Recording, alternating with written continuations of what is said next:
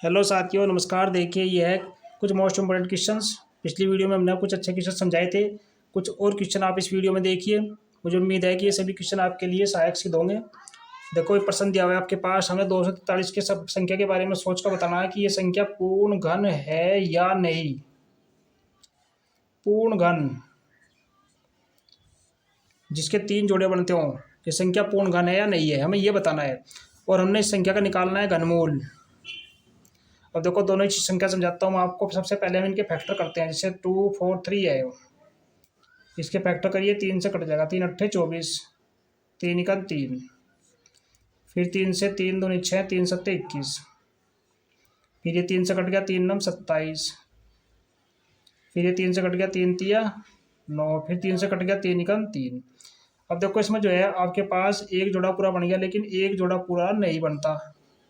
तो हमें बताना कि पूर्ण घन है नहीं है। तो इसलिए पूर्ण घन तो नहीं है, पूर्ण घन नहीं है, ये तो आपने लिख दिया। लेकिन अगर मान लो परीक्षा में ये इस तरीके से आ गया कि भाई ये अगर पूर्ण घन है नहीं है, तो इसे पूर्ण घन बनाकर इसका घनमूल ज्ञात करो। तो देखो, आपने ध्यान रखना उस स्थिति में। यहाँ तो लिख दिया कि नहीं है। अगर इतना ही आता है तो इतने को तो इतना ही कर दो। लेकिन अगर ये पूछता है कि ये बताओ कि पूर्ण घन अगर नहीं है तो इसका पूर्ण घन बनाकर घनमूल ज्ञात करो। तो पूर्ण घन बनाने के लिए आपने जिस जोड़े में जिस संख्या की कमी है उसी की इसमें मल्टीप्लाई करके तब आपने इसका घनमूल निकालना है। जैसे हमारे पास 3 की कमी है, तो 3 तो मल्टीप्लाई करेंगे। 3 तिया 9, 3 चौक 12, 3 दून 4, 1 7, 7 29 हो गया। तो फिर हम इसका घनमूल निकालेंगे तो इसका घनमूल आराम से निकल जाएगा। अब जैसी ये संख्या है, बस घनमूल का वही तरीका है कि आप सबसे पहले फैक्टर करिए। यह 10,648 आपने इस तरीके से फैक्टर करने हैं। तो देखो, लास्ट में 8 है तो 2 से कट जाएगा। 2 पंजे 10, 2 तिया 6, 2 दूनी 4, 2 चौक 8, फिर ये 2 से कट जाएगा। 2 दूनी 4, 1 2 छकी 12, 2 छकी 12 और जी 2 दूनी 4, फिर 2 से काटो, 2 एकन 2, 2 तिया 6, 2 तिया 6, 2 एकन 2। और देखो, ये संख्या जो है ये आपकी 11 से कटेगी। 11 एकन 11, 11 दूनी 22, 11 एकन 11, फिर ये 11 से कट जाएगा। 11 एकन 11, 11 एकन 11, फिर ये 11 से कट गया। 11 एकन 11। तो आप देख रहे हैं कि एक जोड़ा ये बन गया और एक जोड़ा ये बन गया। तो एक जोड़े में तो हमने एक लेना केवल, 2 गुणा 11। तो इस तरीके से जो है ये इसका घनमूल हो गया। तो ऐसे जो है हमने संख्याओं का घनमूल ज्ञात करना है। अब देख लीजिए, जैसे कि क्वेश्चन दिया हुआ है, अनुपात समानुपात में है, राशियों की तुलना करनी है। जैसे प्रश्न दिया हुआ है, एक व्यक्ति के वेतन में 10% की वृद्धि होती है, ठीक है, 10% की वृद्धि हो रही। ध्यान से सुनना कि एक व्यक्ति के वेतन में 10% की वृद्धि हो रही। तो 10% की वृद्धि होने के बाद उसका जो नया वेतन बना वो बना 1,54,000। इतने रुपए का उसका नया वेतन बना। तो उसने पूछा कि उसका मूल वेतन क्या था। मूल यानी कि वो कौन सा वेतन था उसका जिसमें 10% की वृद्धि होकर उसका वेतन 1,54,000 रुपये बन गया। तो देखो, ऐसे प्रश्नों में मूल वेतन जो पूछता है तो मूल वेतन की जगह आप कुछ संख्या मान लो। जैसे हमने मान लिया x, ये मान लिया कि माना मूल वेतन जो है वो x मान लिया।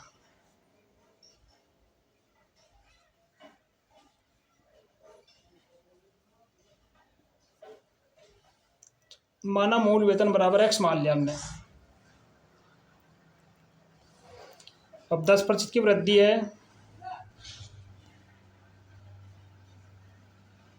10%, तो निकाल लो x गुणा 10/100। 0 से 0 कट गया तो x/10 की वृद्धि हो गया। देखो, यह बढ़ोतरी हुई। अब मूल वेतन हमारा कितना था, x था, बढ़ोतरी कितनी हुई, x + 10 की उसमें बढ़ोतरी होगी, यानी कि ये हमारा नया वेतन हो गया। नए वेतन के बराबर कर लो इसको। नया वेतन हमारा कितना है, 1,54,000, ये हमारा नया वेतन हो गया। तो ये इसके बराबर हो गया। देखो, मूल वेतन जो है 1,54,000 है, तो ये मूल वेतन दोनों बराबर कर लो। तो इस टाइप के जो है बहुत सारे क्वेश्चन आपके लिए बन जाएं। आप अपने अभ्यासों को अच्छे तरीके से निकाल लें ताकि एग्जाम में आप सभी प्रकार के क्वेश्चनों को हल कर सकें। ये केवल आपके पास एक तरीका है, पर्सन की संख्या कुछ भी हो सके। यहाँ मूल वेतन की बजाय वो बाद का वेतन भी पूछ सके कि भाई मूल वेतन दिया हुआ है, 10 की वृद्धि हुई तो बाद का वेतन कितना बना, तो उसमें क्या करते हैं, जोड़ के जो भी आओगे बाद का वेतन हो जाएगा। अब यहाँ इन्होंने मूल वेतन जो पूछा, तो मूल वेतन में 10 की वृद्धि हुई, तो मूल वेतन 10 की वृद्धि जोड़ने के बाद में उसका वेतन जो है 1,54,000 रुपये बना। तो इस तरीके से जो है इस समीकरण को हल कर लो, तो ये हो जाएगा 10×10x और 1x हो गया, तो ये हो गया 11x/10 बराबर 1,54,000। तो हमने x का मान निकालना है, तो x बराबर ये हो गया 1,54,000 गुणा 10 आपको ऊपर चला गया और बटे 11 आपका नीचे आ गया, तो 11 से कट गए हो, 11×11 11×4 = 44, इस तक गुणा करो, तो ये हो गया 1,40,000 रुपये। तो यानी कि ये उसका मूल वेतन था, जो पहले उसका वेतन था वो था 1,40,000 रुपये।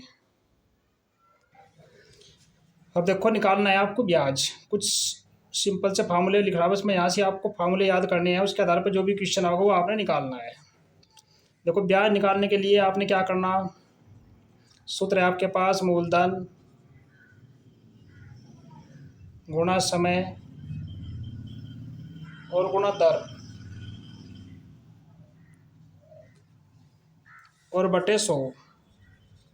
देखो ये ब्याज निकालना है अपना, मूलधन गुणा समय गुणा दर बटे 2 साधारण ब्याज का फॉर्मूला है। साधारण ब्याज अगर आपने निकालना है तो ऐसे निकालना है। अब अगर मूलधन निकालना है, पेपर में मूलधन निकालना आ गया, तो 100 और गुणा ब्याज और बटे समय गुणा दर। और यदि समय निकालना आ गया, देखो सभी फार्मूले बन जाते हैं, तो ये गया 100 गुणा ब्याज और बटे मूलधन और गुणा दर। तो इस तरीके से जो है अगर मान लो निकालने आ गई दर, तो दर का फार्मूला आपका बन जाएगा 100 गुणा ब्याज बटे मूलधन और गुणा समय। तो ये तो है साधारण ब्याज निकालने का, साधारण ब्याज मूलधन समय दर निकालना है, साधारण फार्मूला है। खाली स्थान भी पूछे जा सकते हैं, कोई प्रश्न भी इसके आधार पर आ सकता है, तो आप उसको रख सकते हैं। एक निकालना है चक्रवर्ती ब्याज।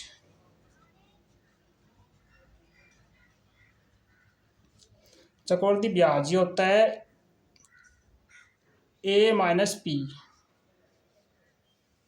यानी कि जो आपके पास मिश्रधन, ए का मतलब मिश्रधन है और पी का मतलब मूलधन है, जो मूलधन होता है उसको आप मिश्रधन से घटाएंगे। अब देखो मूलधन पी निकालना है, सूत्र है आपके पास पी बराबर ए बराबर पी 1+R/100 और इसकी पावर n। तो ये चक्रवर्ती ब्याज निकालने का आपका फार्मूला है। देखो सूत्र लिखा अपना अभी ए बराबर पी 1+R/100 की घात n। ए है मिश्रधन, पी आपका मूलधन, और ब्याज निकालना है तो फिर आप मिश्रधन निकाल कर उसमें से मूलधन को घटा दो।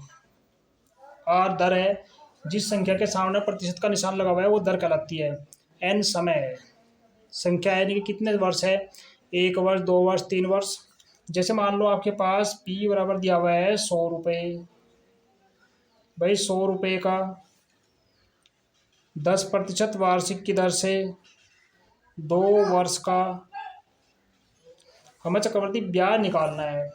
तो चक्रवर्ती ब्याज निकालने के लिए पहले आपने निकालना पड़ेगा चक्रवर्ती मिश्रधन,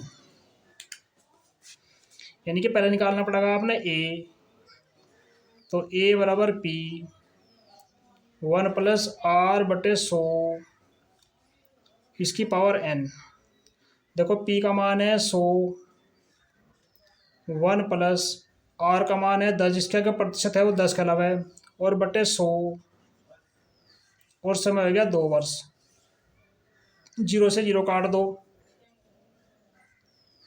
तो ये गया 100। देखो 10 बच गया, 10 की 100 गुणा करें, 10 का 10 रहेगी, जुड़ जाएगा। 10 का 10 रहेगी, हो गया 11/10। अब जितनी बार पावर है उतनी बार मल्टीप्लाई करनी, 11/10। जितनी संख्या उतनी बार गुणा कर लो। अब 2 जीरो हैं, 2 जीरो कट गई हैं।